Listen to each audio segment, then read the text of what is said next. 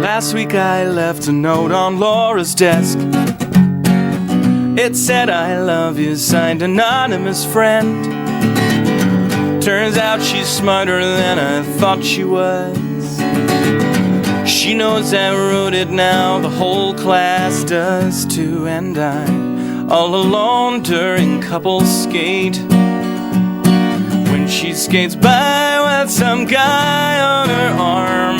But I know that I'll forget the pity in her face when I'm living in my solar dome on a platform in space. 'Cause it's gonna be the future soon, and I won't always be this way, when the things that make me weak and strange get engineered away. It's gonna be the future soon, I've never seen it quite so clear. And when my heart is breaking, I can close my eyes and it's already here. I'll probably be some kind of scientist, building inventions in my space lab in space. I'll end world hunger, I'll make dolphins speak, work through the daytime, spend my nights and weekends perfecting my warrior robot race, building them one laser gun at a time. I will do my best to teach them about life and what it's worth. Just hope that I can keep them from destroying the earth. 'Cause it's gonna be the future soon, and I won't always be this way, when the things that make me weak and strange get engineered away. It's gonna be the future soon, I've never seen it quite so clear.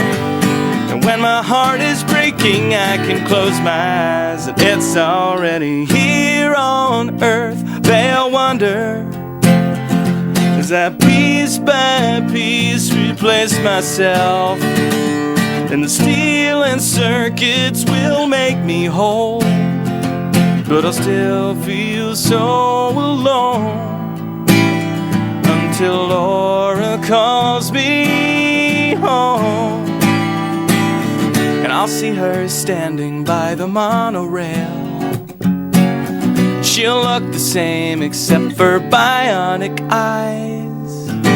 She lost the real ones in the robot wars. I'll say I'm sorry, she'll say it's not your fault, or is it? She'll eye me suspiciously, hearing the whir of the servos inside.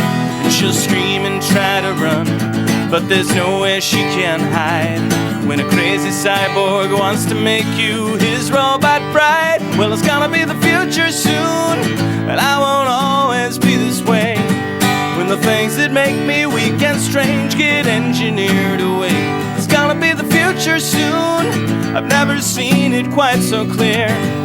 And when my heart is breaking, I can close my eyes and it's already here. Well, the internet has given us a handful of musical stars. The Arctic Monkeys, of course, the OK Go's on their treadmills, Danger Mouse's Grey Album, and now Jonathan Coulton, Popular Science magazine's contributing troubadour and the voice of a certain kind of geek angst, is here with me. We heard the geek angst, I suppose. Was that some kind of a love song, Jonathan? I guess a sort of a love/revenge song, which in many ways is the best kind of love song, I think. Yeah. So what did Laura do to deserve that?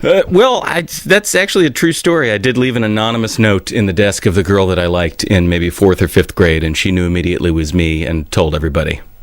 It was terrible. And as you can see, the scars are still with me today. So how does a Yale man go from computer programmer on the internet, or computer programmer generally, to internet singing sensation? Yeah, that's a good question. I had always intended to become a rock star and just had never gotten around to it, and accidentally ended up in a career in a viable career as a software guy. We all know the geeks don't become the rock stars, and they don't get the girl at the end of the day. No, that's very true. And in 2005, my daughter was born, and it just sort of was the push I needed. And I was like, I can't sit around being, pretending that I'm in a career that I love. That's a terrible example to set. And also, she's going to pretty soon be old enough to say, my daddy doesn't have a job, so I better do it now or never do it. And of course, the geeks have got their revenge. They are now masters of the world, whether we like it or not. And whilst you were in Yale,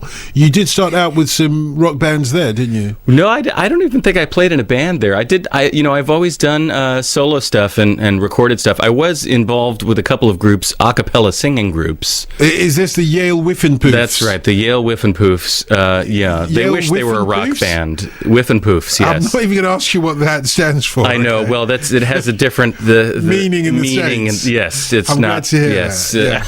Yeah. Right. And the Yale Spizzwinks, I imagine that's a different meaning in the States too. Yeah. Well, neither one of them has very much meaning at all. Is sort of the point. But yeah, that was a cappella singing. We wore tuxedos and sang smooth jazz songs. So yeah, I do, as you do, and that gave you a taste for it, did it? Yeah, I think that was certainly it was a nice opportunity to perform in front of audiences, and we actually did a fair bit of touring, even though we were just a cappella singing groups. The Whiffenpoofs actually travel around the world when they graduate, just singing for people in foreign countries. And we're talking East Coast rather than West Coast geeks here. Yes, that's right. The East Coast geek is a very different animal from the West Coast geek. How different? Not as smart. Right, yes. Bill Gates was obviously a West Coast geek. Now you see what I'm saying. I see what you're saying, yeah. So your big hit is Code Monkey. That's right. And what's that about? It's loosely based on my experiences as a guy writing software who didn't want to be a guy writing software. It's sort of a sad, worker bee at a software company. And why has that become such a hit via the internet? Well, I think it's a couple of reasons. First of all, the people who run the internet are the geeks, and so if you write a song about geeks, they're going to forward it to their friends and email it to their friends and post links to it on their blogs and talk about it on their podcasts. But it's also, I think it's kind of a universal situation. I mean, there are so many people who are trapped in a job that they don't really care for or aren't particularly inspired by. So, I've had people who paint houses for a living tell me that song really